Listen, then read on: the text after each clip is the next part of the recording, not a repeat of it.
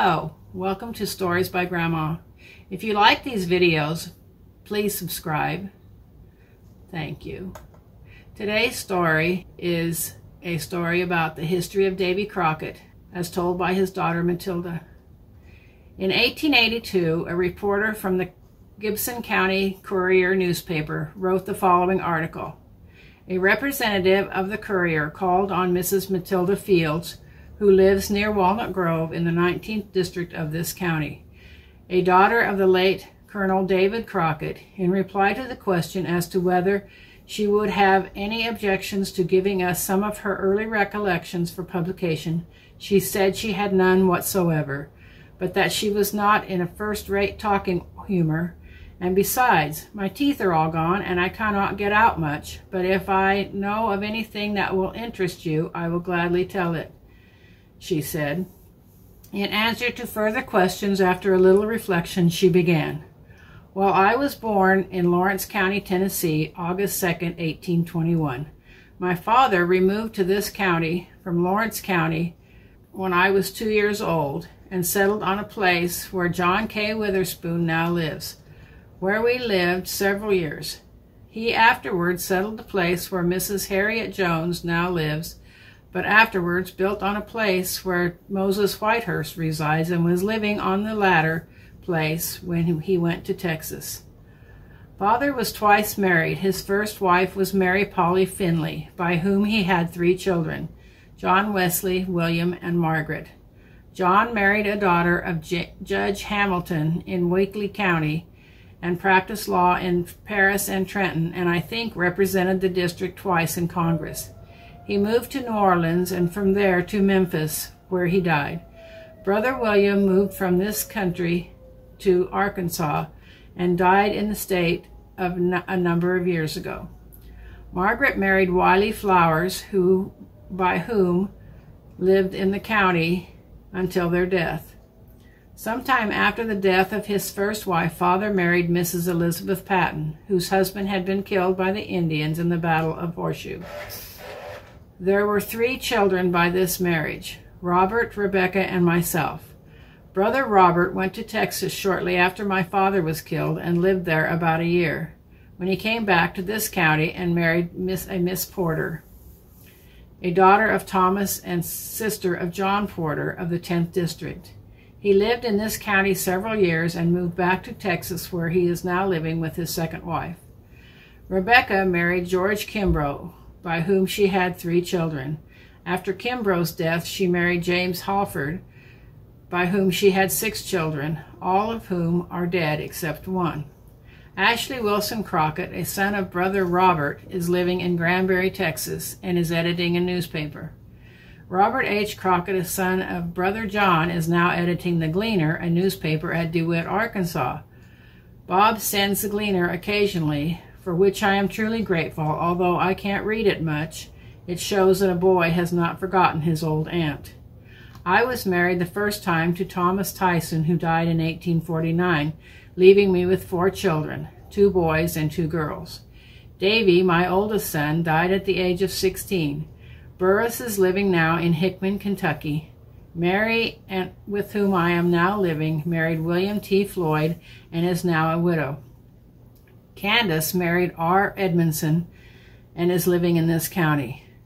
About 1852, I married James Wilson, who died in 1859, leaving me 3 children by this marriage, 2 of whom are dead, and the remaining one, Sally, is now the wife of George Bryant. After the close of the war, meaning the Civil War, I married Redden Fields, who left me a widow in 1870. We were living at the Whitehurst place when Father went to Texas. One of the houses he built is yet standing there. I remember distinctly the morning he started on his journey to Texas. He was dressed in his hunting suit, wearing a coonskin cap, and carried a fine rifle presented to him by friends in Philadelphia. He was a large, fine, portly-looking man, and loved to hunt and shoot at matches. A few days before he started on his fatal trip, he gave a big barbecue and barn dance, and everybody far and near was invited. I tell you, they had a glorious time. The young folks danced all day and night, and everybody enjoyed themselves. People used to come from a distance and stay several days with Father, hunting and sporting, among a great many other distinguished men who I can only recall the name of General Ben McCulloch, who was a great friend of Father's and came often to see him and would stay several days at a time. I remember the day my father came home from his last race. He came in and said to Mother, "Well, Bet, I am beat and off for Texas." I don't think Father cared much for his defeat. He wanted to go to Texas anyhow. He wanted to move right away, but Mother persuaded him to go first and look at the country, and then if he liked it, we would all go. He seemed very confident the morning he went away that he would soon have all of us join him in Texas. We did not know that he was going into the Texan War when he went off. We did not know that he intended going into the Army until he wrote Mother a letter after he got to Texas. We were all greatly distressed when we heard that he had been killed. We could hardly believe it.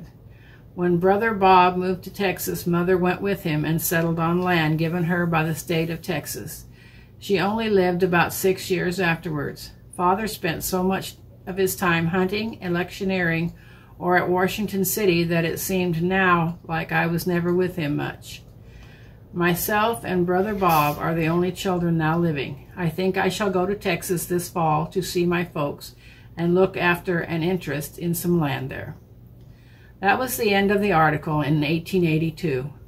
When Matilda gave this interview, she was 61 years old. She died just 8 years later on the 6th of July, 1890, in Gibson County, Tennessee. She remembered much of her father's history, as we will see in the second part of today's story. The next part of the story is from the History.com editors, written in December of 2019. David Crockett was born in eastern Tennessee on August 17, 1786. He was not given a middle name and was one of 9 children of pioneer parents John and Rebecca Hawkins Crockett. John struggled to make ends meet, and the family moved several times throughout Davy's childhood. Davy was only hired out to help pay his family's debts. Davy received no significant academic education. For much of his teenage life, his teacher was the frontier, where he became a skilled woodsman and scout and hunter. On August 14, 1806, after being jilted by his first fiancée, Crockett married Mary Polly Finley. The couple had 3 children and moved to Franklin County, Tennessee, to a farm Crockett named Kentuck. In 1813, Davy joined the Tennessee militia as a scout and fought against the Creek Indians in Alabama. He participated in an Indian massacre in retaliation for the Indians' attack on Fort Mims. During the War of 1812, he re-enlisted as 3rd Sergeant under Captain John Cowan. He went to Spanish Florida to help Andrew Jackson clear British forces, including British-trained Indians, from the region. After being discharged in 1815, he returned home, where his wife, Polly, soon died. After Polly died in 1815, Crockett married widow Elizabeth Patton. He moved his family to Lawrence County, Tennessee, started several businesses, and began his political career. Elizabeth brought 2 children to the marriage, and Davy and Elizabeth had 3 more together. In 1817, Crockett became public commissioner of Lawrence County. Later that year, he was elected Justice of the Peace and then became a lieutenant colonel in the Tennessee militia. After resigning those posts, he won a seat in the Tennessee General Assembly, representing Lawrence and Hickman counties, where he fought for the tax and land rights of poor settlers and refining his speaking skills. After losing his businesses to flooding, Davy moved to Carroll County and was again elected to General Assembly in 1823. He lost a bid for Congress in 1825 and returned to the public sector. He ran for Congress again in 1827 and 1829 and won a seat in the U.S. House of Representatives. He lost in 1830, won again in 1833, and lost his final bid in 1834. He often opposed President Andrew Jackson's political platform, although at first he supported him. He also became a subject of plays and a series of books and almanacs, which included tall tales about his exploits as a bear-hunting frontiersman.